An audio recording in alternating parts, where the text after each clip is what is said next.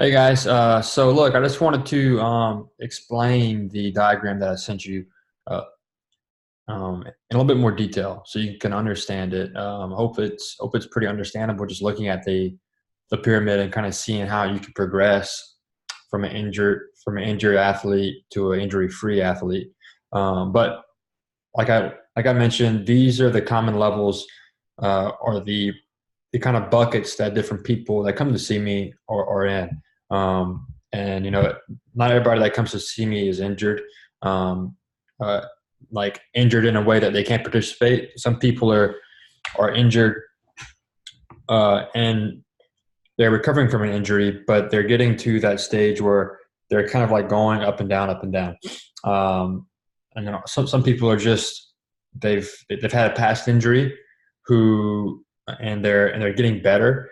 They've gotten a lot better, but they're trying to go back into CrossFit. They're trying to go back into their activity, but as soon as they try to ramp it up, they kind of get that little achy. They kind of get that little pinch. They kind of get that little pain, whatever it is, and it kind of reminds them of where they've been in the past. So just to get kind of started, and so like in the injured, like CrossFitter say, okay, I mean, look, you can put runner, you can put golfer, you can put baseball player, anything on that right side, but this is pretty common all across the board. But like an injured CrossFitter, I mean, it's pretty simple. Like the symptoms is like you can't participate, like you can't do what you're trying to do, and like maybe that's a pull up, maybe that's all of CrossFit, maybe that's all of activity. Like it could be different, and it could be specific to the person, to you. So maybe it's a push up, maybe it's a burpee, maybe it's a clean, maybe it's a press, those types of things. Like so that you just can't do them because of the pain is so bad. Now, oftentimes when people come and see me, there's not just physical limitations, but there's also psycho and social limitations. So psychological, meaning that, hey, like this, like it sucks to not be able to do an activity, right? To not like keep going at your level, keep progressing in your fitness, and like your PR. So like maybe you had a goal to get 10 push-ups, but you got injured at 8, or something like that, right? So there are psychological factors, because we put, as athletes, we put um, a lot of stock in our activity level, right? Like we like doing this, a part of our lives. It makes us feel good. It makes us feel accomplished. It makes us feel active and healthy, and it's really important. So there's also a social component too. Look, CrossFit is awesome because the community is great, especially at Manta Ray, especially at CrossFit gyms around the area or anywhere. It builds a form of community, and that's really big. So if you can't participate in that activity and get your community, or get involved with your community, then that takes a toll as well. So how do you get out of this level? Well, it's education, right? It's treatment, modification, and control. So education, learning, learning on what is actually going on. So you have shoulder pain or you have knee pain, but what exactly is causing the pain? Like what is keeping you from doing that activity? It can be kind of confusing, and you kind of wonder what's actually going on, and that could be just as big of hurdle to get over as actually treating the pain, or actually trying to like find help. Is like figuring out what's wrong, like what tissue is actually causing the problem, and like what movement is actually making it worse. So treatment wise, okay, so this is a point where, like again, like I say, if you feel an injury, or you feel pain of some sort, like I always say to like go get it checked out early, as soon as you can, to start getting treatment on it, and to start progressing it, to get back to get that healing stages, start to get the healing beginning. All right, so getting that treatment, whether it's like calming and controlling the inflammation, like controlling the symptoms, the pain, the swelling, whatever's happening there, just to kind of diminish that, right? And then also like just modification. Sometimes it might mean that you have to stop doing pull-ups. It might mean that you have to stop doing box jumps. It might mean that you have to just stop running and putting pressure on the knee, or stop doing push-ups because you need to stop putting pressure on your shoulder or your elbow. So those types of things happen. I mean, personally, I like to do whatever I can to keep the athlete still doing at least something similar to what their main goal is, right? So if they want to get back to pull-ups, I'm going to have them try to do some ring rows, or maybe just like a row of some sort if it's pain-free. All right. Now that's kind of in that stage, right? Like, it's all about controlling. It's all about like getting the pain level down so we can progress and fix what the problem is. Now, once you get past that, some people come to me just like in the roller coaster stage, or obviously they'll graduate from injured to roller coaster. Okay, so roller coaster is like, it's pretty inconsistent. So you might get some symptomatic relief in the beginning. Some people might think they're better, but they're really not. They're not fully healed. So they might go out and try to rush it, right? So they'll go back into CrossFit or go back into their activity, and it'll be inconsistent. They'll get a setback pretty soon after they may have felt or they may have like felt like they were better. So, and they like, you just keep trying to fight and get ahead, but you really can't, right? So, like maybe you try to do, you're doing ring rows, but you go back to a pull up, but you really haven't mastered the actual the form of the pull up, right? So maybe you're trying to do a pull up, or you're trying to do some form of like a muscle, maybe a muscle up, right? You're trying to do a muscle up. You're feeling better. You think you're feeling better, but you try to do a muscle up and it hurts again. Okay.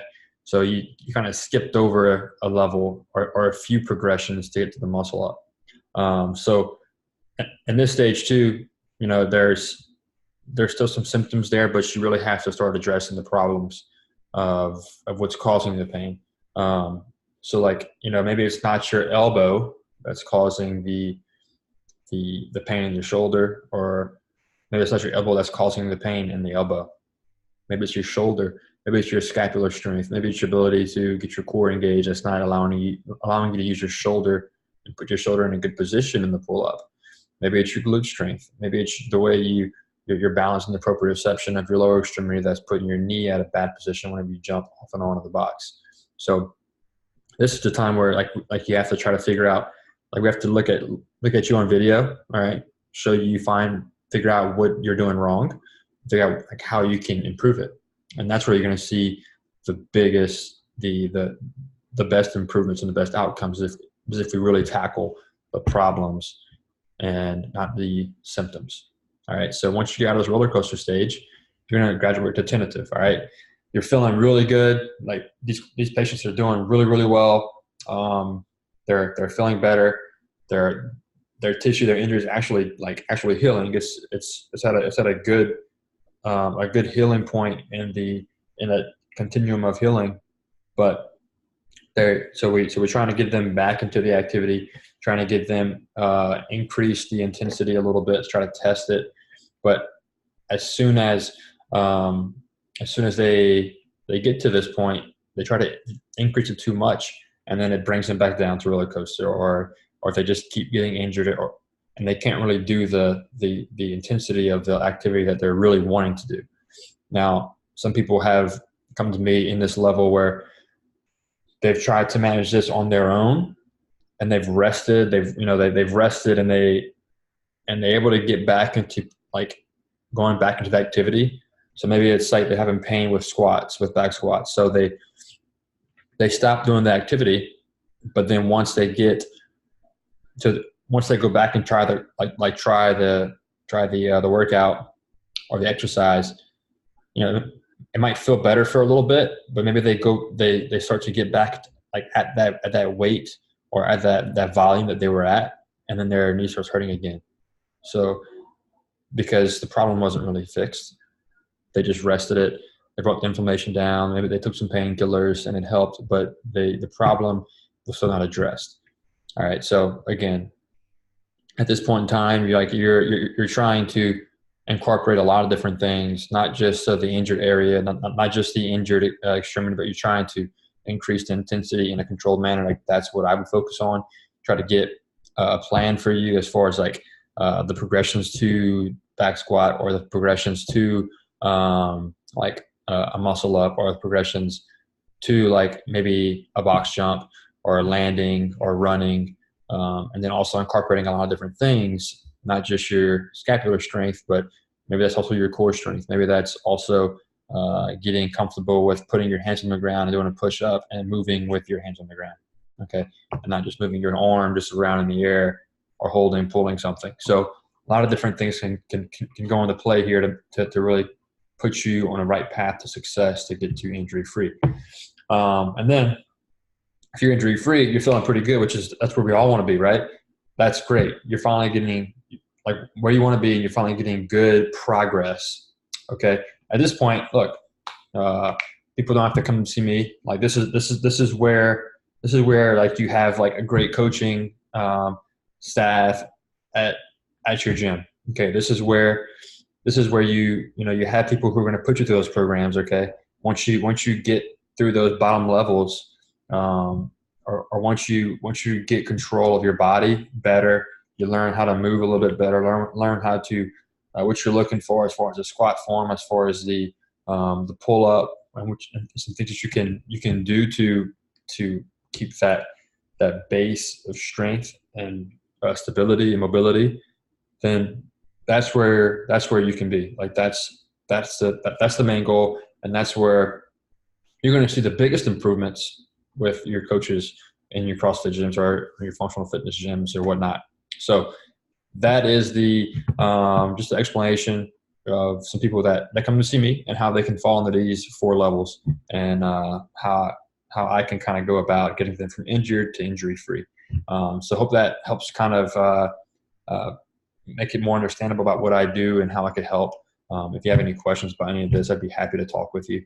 But thank you for watching, and I appreciate it.